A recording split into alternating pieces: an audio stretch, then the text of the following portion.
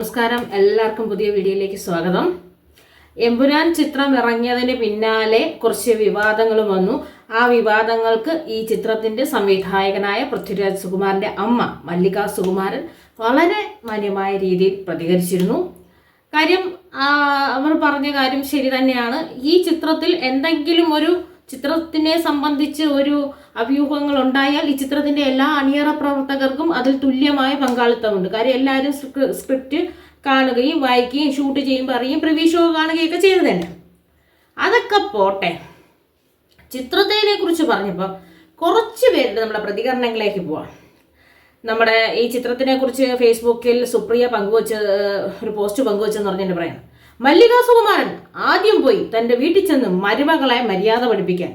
ഒരു പാർട്ടിയുടെ അധ്യക്ഷനായിട്ടിരിക്കുന്ന ആള് പറയുകയാണ്, ഏതൊരു വീട്ടിൽ ചെന്ന് അവരുടെ കുടുംബത്തിലുള്ളവർ പോയിരുന്ന് നന്നാക്കാൻ ഒരു സിനിമയുടെ പേരിൽ പറയാണ്.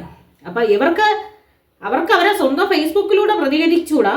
ആ പ്രതികരിച്ചു കഴിഞ്ഞാൽ ഇവരിതുപോലെ തോന്നിയ മാസം വിളിച്ച് പറയും.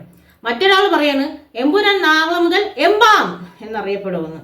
അതിന് വളരെ നല്ല രീതിയിൽ മല്ലിക സുകുമാരൻ മറുപടി കൊടുത്തു. നാളെ പാർട്ടിയിലുണ്ടായാൽ മതി. തികച്ചും ക്ലിയർ ആയ ഒരു മറുപടിയാണത്.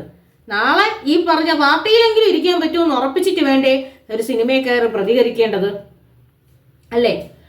മാർച്ച് 27 മുമ്പ് ലാലേട്ടന്റെ, അതായത് മോഹൻലാലിന്റെ പുതിയ ചിത്രത്തിന് എല്ലാവിധ ആശംസകളും. ഞാൻ തീർച്ചയായും എമ്പുരാൻ കാണുമെന്ന് പറഞ്ഞാൽ 27 കഴിഞ്ഞപ്പോൾ മലക്കം പറഞ്ഞ് ഒരാള് ഇല്ല, ഞാൻ ഈ ചിത്രം കാണില്ല, ഞാൻ ഈ ചിത്രം ബഹിഷ്കരിച്ചു എന്ന് പറഞ്ഞു. 27 രാവിലെ ഈ ചിത്രത്തിനെ കുറിച്ച് ഏറ്റവും നല്ല അഭിപ്രായം പറഞ്ഞ ആള് 2 ദിവസം കഴിഞ്ഞ് അഭിപ്രായം മാറ്റി പറഞ്ഞു. പക്ഷേ ഈ ചിത്രത്തിലെ പ്രധാനപ്പെട്ട എഴുത്തുകാരനോ ഇതുവരെയും തൻ്റെ അഭിപ്രായം മാറ്റി പറയാൻ ശ്രമിച്ചിട്ടില്ല. മാത്രമല്ല, എന്തെങ്കിലും ഒരു ബുദ്ധിമുട്ടുണ്ടായെങ്കിൽ ഒരു മാപ്പ് എന്ന് പറഞ്ഞ് എൻ്റെ നടനായ മോഹൻലാൽ പ്രതികരിക്കുകയും അതൊന്ന് ജസ്റ്റ് സംവിധായകൻ ഒന്ന് ഷെയർ ചെയ്യുകയും ചെയ്തു. സിനിമ കണ്ട സംസ്കാര വകുപ്പിൻ്റെ കൈകാര്യം ചെയ്യുന്ന മന്ത്രി കൂടിയായ സജി ചെറിയാൻ പറഞ്ഞു, എന്തിന് വെട്ടിമുറിക്കാൻ പാകത്തിൽ എന്താണ് ആ സിനിമയ്ക്കകത്തുള്ളത്? ഒന്നുമില്ല, നിങ്ങൾക്ക് സിനിമയെ കണ്ടൂടെ? അതുപോലെ തന്നെ മന്ത്രിയായ ശിവൻകുട്ടി പറഞ്ഞു, എന്നാൽ പിന്നെ മറ്റു പല സിനിമകളും ഇവിടെ ഇറക്കാൻ പറ്റില്ലായിരുന്നല്ലോ, അതും ബോയ്ക്കോട്ട് ചെയ്യാൻ നമ്മൾ ഇറങ്ങണമായിരുന്നല്ലോ, എതിർ പാർട്ടികൾ ഇറങ്ങിയില്ലല്ലോ, സിനിമയെ കാണും.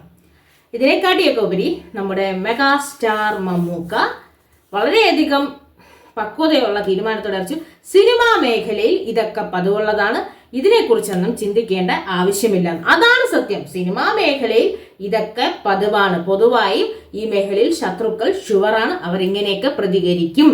ഇതൊന്നും ചിന്തിച്ച് സിനിമയെ വെട്ടാനും മുറിക്കാനും ഒക്കെ നിന്ന് കഴിഞ്ഞാൽ നടപ്പാകാത്ത കാര്യമാണ്. അതുപോലെ തന്നെ ആസിഫ് അലിയും സിനിമയെക്കുറിച്ച് പ്രതികരിച്ചെന്നാണ്, സ്വന്തമായിട്ട് വേലിയിൽ ഇറങ്ങി നിന്ന് പ്രതികരിക്കാൻ കഴിയാത്ത കുറച്ച് പേര് ഉള്ളതുകൊണ്ട് അവർ സാമൂഹ്യ മാധ്യമം വഴി വായി തോന്നിയതൊക്കെ പ്രതികരിക്കും. നമുക്കറിയാം, കമന്റ് ബോക്സ് നിറച്ച് പ്രതികരിക്കും. കാരണം എന്താണ്? അവർക്ക് നേരെ നിന്ന് പ്രതികരിക്കാനുള്ള കഴിവും ഇല്ല. അങ്ങനെയുള്ളവരെ കരുതി ഇത്രയും കഷ്ടപ്പെട്ട് തയ്യാറാക്കിയ ഒരു സിനിമയുടെ അണിയറ പ്രവർത്തകർ വിഷമിക്കാനോ വേദനിക്കാനോ തന്റെ പ്രവൃത്തിയിൽ തെറ്റാണെന്ന് പറഞ്ഞു ഇരിക്കാൻ പാടുണ്ടോ? അതിന്റെ ആവശ്യമില്ല.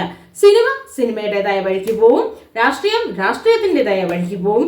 ഈ പ്രതികരിച്ചുകൊണ്ടിരിക്കുന്നവർ കുറച്ചു ദിവസം കഴിയുമ്പോൾ പുതിയൊരു വിഷയം കിട്ടുമ്പോൾ പോവും. ലൂസിഫർ സിനിമയിലെ എന്താണ് ലാലേട്ടൻ പറഞ്ഞത്? മീഡിയയും രാഷ്ട്രീയവും ഒരു എല്ലിൻ കഷ്ണത്തിൽ ഉറിഞ്ചി വളരുന്നവരാണ്. അപ്പൊ മീഡിയക്കാർ ഒരു വശത്തോട് പ്രതികരിക്കും, രാഷ്ട്രീയക്കാർ മറ്റൊരു വശത്തിൽ പ്രതികരിക്കും, സിനിമയുടെ വഴിക്ക് പോവുകയും ചെയ്യും. അപ്പൊ എമ്പുരാൻ സിനിമയ്ക്ക് എല്ലാവിധ അഭിനന്ദനങ്ങളും. കാണാത്തവർ പോയി കാണുക. മലയാളത്തിലേക്ക് ഇറങ്ങിയ ഒരു ബ്രഹ്മാണ്ഡ ഗംഭീര ചിത്രമാണ്. തിയേറ്റർ എക്സ്പീരിയൻസ് ചെയ്യുക. അതിനുള്ള ഒരു ക്വാളിറ്റിയുള്ള ചിത്രമായതുകൊണ്ട് തന്നെ, കാശ് വസൂലാകുന്ന നല്ല ഉഗ്രൻ ചിത്രമായതുകൊണ്ട് തന്നെ പോവുക, കാണുക, ആസ്വദിക്കുക, തിരിച്ചു വരിക. സന്തോഷം.